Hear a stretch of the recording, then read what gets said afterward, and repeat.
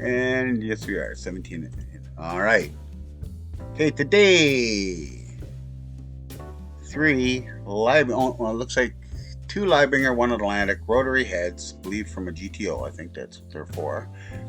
Pretty badly damaged. Actually, it's not. They're spring return arms, so I think they're for a Morgana or one of those. Anyways, I'm loosening all the screws here and that stuff, taking them all apart, and I'm going to diagnose what needs to be repaired, what needs to be thrown away, what needs to be new, and see if I have anything else that needs to be done to them. And you can see I'm just loosening them all because they're really hard, and then I do it there one at a time so it doesn't shear the heads off, and then I go back with a different tool. Unloosen the gibs. This one here is really damaged. It's got a gib screw or screw. It's a metric screw that they've used, and it's about probably half an inch too long for what it is. Also, they've damaged it so bad that they've had to tape the bottom of the numbering machine because it's not sitting on the ring evenly when it's attached to the press. This is how long this screw is. I'm not kidding you. They're just nuts. See how small it is on the other machines? It's countersunk into it. It just presses this gib, which is a half moon piece, onto a dovetail ring. The dovetail ring is like this, and so the gib gets pushed into it and it holds it onto the press. This thing is easy a half inch longer, to the point where they ground the edge of the screw because when it was going around the ring, it was picking up ink and then touching the job. That's just crazy. That is really crazy. Oh my God, it's huge. Yeah. Now the gib, this is what it does when you have the wrong parts for it. I've already loosened them, so it's easy to whisk them off now. That's why I pre-loosen them all. Or you see when the gib drops. Well, that is a reason why these machines don't always work. The damage, that long gib was there. Bent it right out and pushed it right off the ring. Therefore, it's sitting too high and causing more damage. Got to be replaced. That's junk. The gib locking screw is junk. Okay, yeah, nameplates. I try to save them if they come with machines on there. Just bling. You don't need them. The reason why they do have the screws there, though, is that you can take them off. Don't jab yourself. You can take them off, and you can actually put a little holder there with an NO if you really wanted to. It was a fortune, and not too many people with rotary machines did it. But if it required even a letter slide, they had the ability to do that by using these 2 screws and just a letter slide holder. Okay, so now these are spring return arms. That's why they didn't come from a GTO or a Q Master. Probably a Morgana or a Ryobi or one of those machines that need the arm to pop up by itself. As you'll see, there's torque on these ones. Normally the arms, they're just a standard RA reversible arm on a GTO, so the lever goes, it presses it down and it runs to the cam, which pops it back up again. So it's always in action to change the machine, change the wheels over. So that's the tube shaft and the tube shaft lock screws. And this one will be longer because it's spring return arm. It actually is a spring inside the tube shaft, which is a part of the arm. And by taking it all out, it actually, you'll see that there's the spring. And the spring can break sometimes, or the little pin see, that's been damaged. That's hit a few levers. Yeah, and that's probably bent the pin. Sometimes it actually breaks the spring or breaks the arm off, or the actual barrel gets bent that's on the end. Okay, now I set them all to like 0 so I can put the shaft ejector in, pulls out the tube shaft, and the tube shaft, you look for nicks, because if there's nicks, that means it's been hit really hard, especially when this one where it was taped at the bottom. I'll check the wheels as I clean them. I'm not cleaning them at this moment. Put them under a magnifying glass, make darn sure that there's no damage. That particular machine has 2 letter wheels in it, so they're going to stay in the position that they are, probably for a specific job, instead of having 2 consecutive numbering wheels. In 10,000 and millions, they have a K through S and a T through Z wheel. Special engravings. Anyways, take out the retaining pole springs. Look at the frame. It's got to be repaired, definitely. Now, here's the size of the gib screw. This is what it's supposed to be. Where's the other one? Am I going to show it? Just for reference? Oh yeah, that goes in the trash. All of them do. I always replace the gib locking screws because they get dog-eared if they by pressing them in too far into to lock it. Probably because the ring is dirty with oil and it decides to slip on you there. But anyways, you tighten the gib locking screw, and if it's done too hard, it'll get a dog ear on it, and then it'll never be good again. So I just replace it.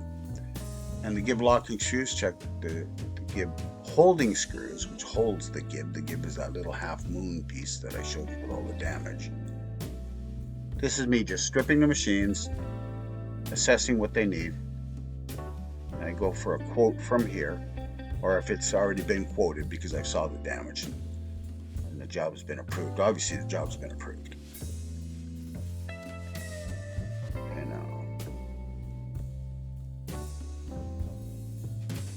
Taking the nameplates off.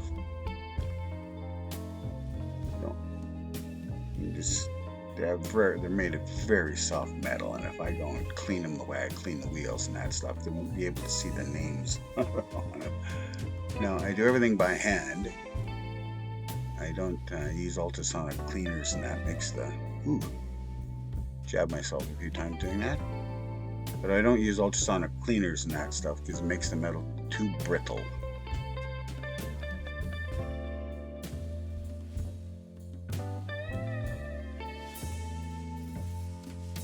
Basically do the same action.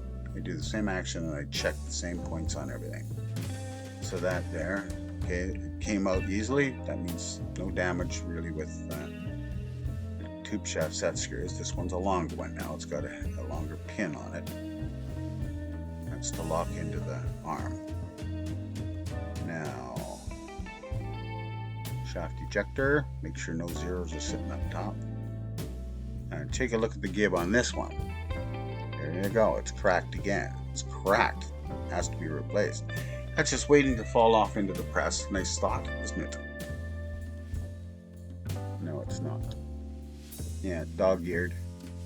Yeah, so it comes, it presses from the frame to force the dovetail over and to squeeze against the ring, and just way too much force. It doesn't have to be that bad, that much. Shaft ejector, and there's some damage in this one too. Look at that. It tore the end off of the tube shaft. Yeah, so that's been hit. That's got to be replaced. Yeah. Like I say, I check the wheels later after I clean them. If they have to be replaced, then there's new wheels that have to be replaced. That one there is that's a skip 4 machine. You can tell by the unit wheel on the ring. It's 1, 5, so it's a skip 4. Because you had 4 each time. 1, 2, 3, 4, 5, 6, 7, 8, 9 would be the one ahead of it. Woo! When you drop it like that and it's sharp, don't squeeze your legs to catch it. Yeah. Been there. Stabbed there, I should say. Close to it. Anyways, take out the pawls, take a look at the frame. I always look at the frame there because some of the pawls where the pawls were fitting, they've been damaged and squeezed together and they're very hard. They should float in and out. You'll see that on next week's video.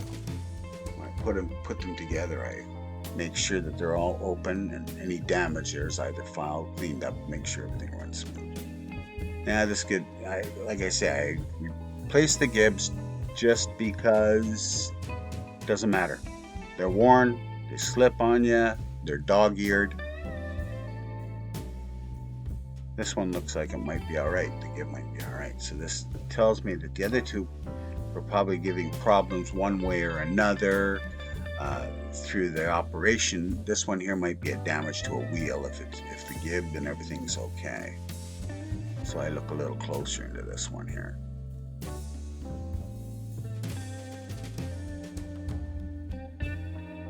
See if there's damage to the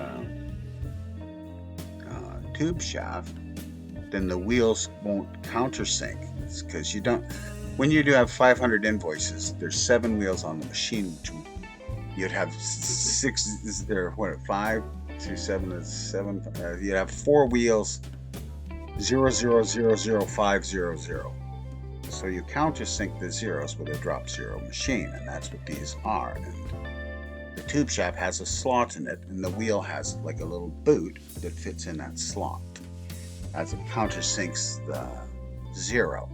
So you have to check all of the tube shaft to make sure that there's no chips out of it, and check the wheels also that there's no damage in the bottom of the wheel on the inside, or else it's not going to run smoothly around the tube shaft, which signifies it was hit or something jammed in it with, going through the press, and 6 sheets at a time, 10 sheets at a time have passed through on some people's machines. But anyways, then that causes damage. The machines are meant to give first because the presses are a heck of a lot more expensive than a numbering machine. So yeah, I've changed tube shafts that have actually been bent, and that's a hard thing to do on these machines. They are absolutely built for durability, Leibingers and Atlantic. Not saying anything about the aftermarket machines, but they're throwaway items. You asked me, so I told you. Aftermarkets are not very good at all, and there's a reason why they're so expensive. The Atlantics and Leibingers are because they're made to last. Decent, they're absolute excellent metal, and the design process in that is phenomenal also. I just saw aftermarket machines, the inside diameter of wheel to wheel is different, and the shaft the diameter of the shaft from machine to machine are different. So how are you supposed to make that run smooth? So that's my opinion. Anyways, 3 machines and a tray of junk. Have a great day.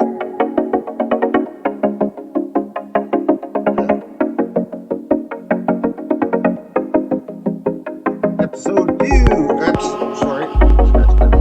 Shouldn't be doing that. Next episode,